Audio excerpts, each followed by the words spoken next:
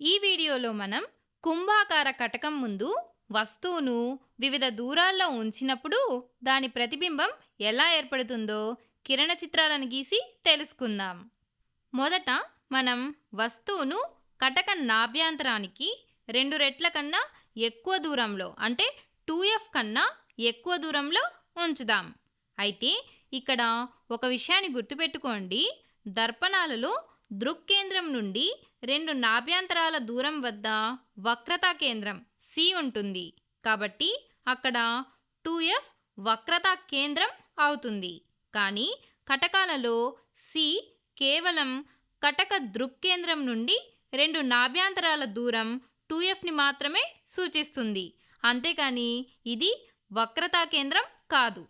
ఎందుకంటే ఇది ఖచ్చితంగా కటక వ్యాసార్థం rకి సమానం అవ్వదు. కాబట్టి ఇక్కడ ఉన్న C1, C2 కటక దృక్కేంద్రం నుండి 2f దూరంలో ఉన్న బిందువులు మాత్రమే, అంతేకాని వక్రతా కేంద్రాలు కావు. సో ఇప్పుడు మనం వస్తువును ఈ C2కి అవతల అంటే ఇక్కడ ఉంచుదాం. ఈ బాణం గుర్తు మనం తీసుకున్న వస్తువును సూచిస్తుంది. సరే, ఇప్పుడు మనం ఈ వస్తువు నుండి వచ్చే కాంతి కిరణాలు కటకం గుండా ప్రయాణించి వక్రీభవనం చెందిన తర్వాత ప్రతిబింబం ఎలా ఏర్పడుతుందో చూద్దాం. అయితే ఒక విషయాన్ని గుర్తుంచుకోండి. వస్తువు పై ఉన్న ప్రతి బిందువు నుండి కూడా కాంతి కిరణాలు అన్ని దిశల్లోకి ప్రయాణిస్తాయి. కానీ వస్తువు యొక్క ప్రతిబింబాన్ని గుర్తించడానికి మనం కిరణ చిత్రాన్ని సులభంగా గీయడానికి ఉపయోగపడే 2 కిరణాలను మాత్రమే ఎక్కువగా తీసుకుంటాం. కాబట్టి మొదట మనం ఈ బాణం పైభాగం నుండి ప్రధాన అక్షానికి సమాంతరంగా ప్రయాణించే ఒక పతన కిరణాన్ని గీద్దాం. ఈ కిరణం కుంభాకార కటకం గుండా ప్రయాణించి వక్రీభవనం చెందిన తర్వాత కటకం అవతలి వైపున ఉన్న నాభి F గుండా వెళ్తుంది. ఇప్పుడు కటకానికి ఎడమవైపున ఉన్న నాభి గుండా వెళ్ళే మరో పతన కిరణాన్ని గీద్దాం. ఈ కిరణం ఎడమవైపు ఉన్న నాభి గుండా పతనమై వక్రీభవనం తర్వాత ప్రధాన అక్షానికి సమాంతరంగా బయటకు వస్తుంది. కాబట్టి వస్తువు పైభాగం నుండి వచ్చిన ఈ 2 వక్రీభవన కిరణాలు కుడివైపున ఒక నిర్దిష్ట బిందువు వద్ద కేంద్రీకృతమవుతాయి. దీనివల్ల ప్రతిబింబం యొక్క పైభాగం అక్కడే ఏర్పడుతుంది. ఇదే విధంగా వస్తువుపై ఉన్న ప్రతి బిందువుకు కిరణ చిత్రాలు గీస్తే అవన్నీ కూడా ప్రధానాక్షం కింద సరిగ్గా ఈ ప్రాంతంలో కేంద్రీకృతమవుతాయి. కాబట్టి వస్తువును 2f దూరానికి అవతల అంటే C2కు అవతలుంచినప్పుడు మనకు ప్రతిబింబం F మరియు C1 మధ్య అంటే ఇక్కడ ఏర్పడుతుంది. అలాగే ఇక్కడ కాంతి కిరణాలు వాస్తవానికి కలుసుకుంటున్నాయి కాబట్టి ఇది నిజ ప్రతిబింబం, రియల్ ఇమేజ్. అయితే బాణం గుర్తు తలకిందులుగా ఉంది కాబట్టి ఇది తలక్రిందులైన ప్రతిబింబం. దీని పరిమాణాన్ని చూస్తే ఇది వస్తువు కంటే చిన్నదిగా ఏర్పడింది కాబట్టి ఇది చిన్నదైన ప్రతిబింబం. ఇప్పుడు రెండవ సందర్భాన్ని చూద్దాం. ఇక్కడ వస్తువును ఖచ్చితంగా 2f దూరంలో అంటే C2 వద్ద ఉంచుదాం. ఇప్పుడు మళ్ళీ ఇంతకు ముందులాగానే వస్తువు పైభాగం నుండి ప్రధాన అక్షానికి సమాంతరంగా వెళ్ళే ఒక కిరణాన్ని తీసుకుందాం. ఈ కిరణం వక్రీభవనం చెందిన తర్వాత కటకం అవతలి వైపున్న నాభి గుండా వెళ్తుంది. ఇక రెండవ పతన కిరణాన్ని ఎడమవైపున్న నాభి గుండా పంపినట్లయితే అది ఇంతకు ముందులాగానే కటకం ద్వారా వక్రీభవనం చెంది ప్రధానాక్షానికి సమాంతరంగా ప్రయాణిస్తుంది. ఇప్పుడు 2 కిరణాలు ఎక్కడ కలుసుకుంటున్నాయో చూడండి. ఈ 2 వక్రీభవన కిరణాలు కటకానికి అవతల వైపున ఉన్న 2f వద్దనే కేంద్రీకృతమవుతున్నాయి కదా. అలాగే ఒకసారి ఈ రేఖలతో ఏర్పడిన చిత్రాన్ని చూడండి. ఇది ఒక సమాంతర చతుర్భుజంలా కనిపిస్తోంది కదా. సమాంతర చతుర్భుజంలో ఎదురెదురు భుజాలు సమానంగా ఉంటాయి కాబట్టి ఈ దూరాలు సమానంగా ఉంటాయి.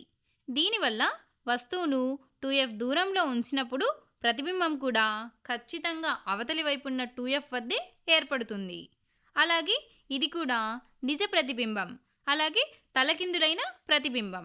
కానీ దీని పరిమాణం మాత్రం ఖచ్చితంగా వస్తువు పరిమాణంతో సమానంగా ఉంటుంది. దీన్ని మనం మొదటి సందర్భంతో పోల్చితే మొదటి సందర్భంలో వస్తువును కటకానికి దూరంగా C2కి అవతల ఉంచినప్పుడు ప్రతిబింబం చిన్నదిగా కటకానికి దగ్గరగా ఏర్పడింది. కానీ ఈ రెండవ సందర్భంలో వస్తువును కటకానికి దగ్గరగా C2 వద్ద ఉంచినప్పుడు ప్రతిబింబ పరిమాణం వస్తువు పరిమాణంతో సమానంగా అలాగే కటకం నుండి దూరంగా ఏర్పడింది. సరే, ఇప్పుడు తర్వాతి సందర్భానికి వెళ్దాం.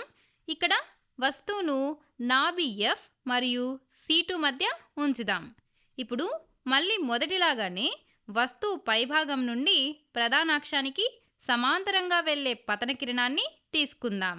అది ఎప్పటిలానే వక్రీభవనం చెంది కుడివైపున్న నాభి గుండా వెళ్తుంది. ఇక రెండవ కిరణాన్ని ఎడమవైపున్న నాభి గుండా తీసుకుంటే ఆ కిరణం వక్రీభవనం చెందిన తర్వాత సమాంతరంగా ప్రయాణిస్తుంది. ఇప్పుడు ఈ రెండు కిరణాలు ఎక్కడ కలుసుకుంటున్నాయో చూస్తే అవి ఈ బిందువు వద్ద కలుసుకుంటున్నాయి. ఇక్కడే వస్తువు యొక్క పైభాగం ఏర్పడుతుంది. అలాగే మనం వస్తువు యొక్క ప్రతి బిందువు నుండి కిరణాలను గీస్తే వస్తువు యొక్క పూర్తి ప్రతిబింబం ఈ విధంగా ఏర్పడుతుంది. ఈ ప్రతిబింబం కిరణాలు నిజంగా కలుసుకోవడం వల్ల ఏర్పడింది కాబట్టి ఇది నిజ ప్రతిబింబం అవుతుంది. అలాగే ఇది తలక్రిందులుగా ఉంది కాబట్టి ఇది తలకిందులైన ప్రతిబింబం. అయితే ఈసారి ప్రతిబింబం వస్తువు పరిమాణం కంటే పరిమాణంలో చాలా పెద్దదిగా C2కు అవతల ఏర్పడింది. ఇది నిజానికి మొదటి సందర్భానికి పూర్తి వ్యతిరేకమని చెప్పచ్చు. ఎందుకంటే మొదటి సందర్భంలో వస్తువు C2కు అవతల ఉంచితే ప్రతిబింబం F మరియు C1కు మధ్యన చిన్నదిగా ఏర్పడింది.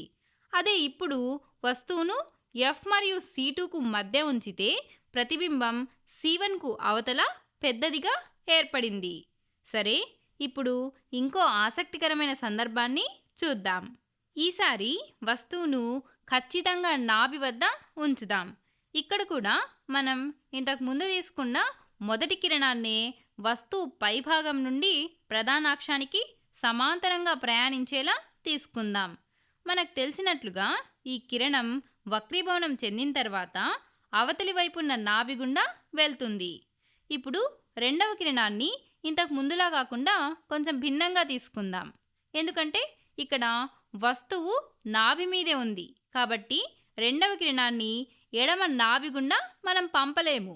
అందుకని మనం ఇప్పుడు రెండవ కిరణంగా దర్పణాల్లో వక్రతా కేంద్రం గుండా ప్రయాణించే కిరణాన్ని పంపినట్లుగా ఇక్కడ కటకం మధ్యలో ఉండే దృక్కేంద్రం ఆప్టిక్ సెంటర్ గుండా ఒక కిరణాన్ని గీద్దాం.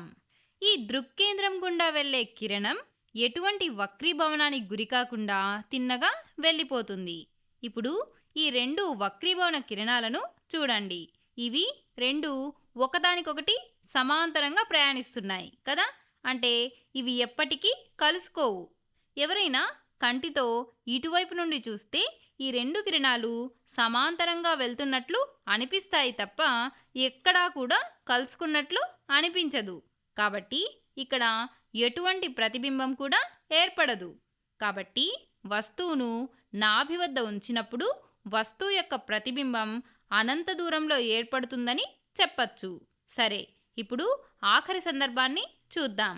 ఈసారి వస్తువును నాభ్యంతరం కన్నా తక్కువ దూరంలో అంటే నాభికి మరియు కటకానికి మధ్యలో ఉంచుదాం.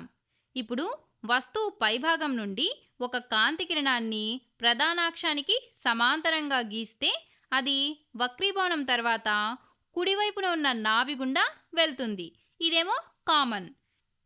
ఇక రెండవ కిరణాన్ని ఇంతకు ముందు తీసుకున్నట్లుగా కటక దృక్కేంద్రం గుండా ప్రయాణించే కిరణాన్ని తీసుకుందాం.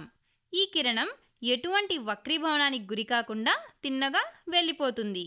ఈ రెండు వక్రీభవన కిరణాలను చూడండి. ఇవి కుడివైపున ఒకదానికొకటి దూరంగా వెళ్తున్నాయి, అంటే వికేంద్రీకరణం చెందుతున్నాయి. అంటే ఇవి ముందుకు ఎంత పొడిగించినా ఎప్పటికీ కలుసుకోవు. కాబట్టి ఇక్కడ నిజ ప్రతిబింబం ఏర్పడదు.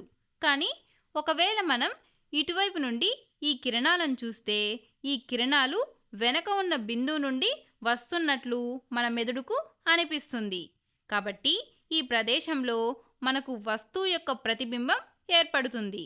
అంటే మనం వస్తువును నాభి మరియు కటక దృక్కేంద్రం మధ్య ఉంచినప్పుడు ప్రతిబింబం నాభి మరియు సీటు మధ్యన ఏర్పడుతుంది.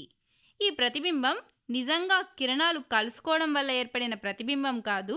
కాబట్టి ఇది ఒక మిథ్యా ప్రతిబింబం, వర్చువల్ ఇమేజ్. అలాగే ఇది నిటారుగా ఉంది కాబట్టి ఇది నిటారైన ప్రతిబింబం. అలాగే దీని పరిమాణాన్ని చూస్తే ఇది వస్తువు పరిమాణం కంటే చాలా పెద్దదిగా ఉంది.